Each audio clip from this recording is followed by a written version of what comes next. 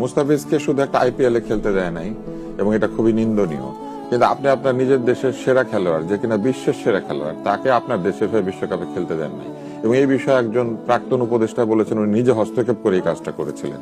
আইসিসির নিয়ম অনুযায়ী বোর্ডের কার্যক্রমে কোনো মন্ত্রী কিংবা কোনো সরকারি লোক হস্তক্ষেপ করতে পারে না।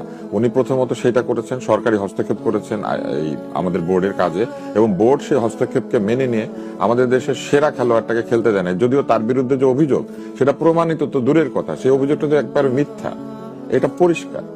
কারণ সে ছিল কানাডায় আর এইখানে যাত্রাবাড়িতে সে দাঁড়িয়ে। হ্যাঁ, তো এই ধরনের একটা বিষয়ে দেশের সেরা খেলোয়াড়টাকে আপনি বাংলাদেশের হয়ে খেলতে দেন নাই বিশ্বকাপে, এবং বিশ্বের সেরা, শুধু দেশের মেসেজ আমরা ক্যারি করতে পারি। এবং এটা কি ইনসাফ? মুখে ইনসাফ বললে হবে? সুবিচারকে আপনি বদল করে দিলেন, উর্দুতে হিন্দিতে ইনসাফ না ইনসাফ বলতে শুরু করলেন। এটা কি ইনসাফ হইল? এটা জাতির প্রতি ইনসাফ হয় নাই।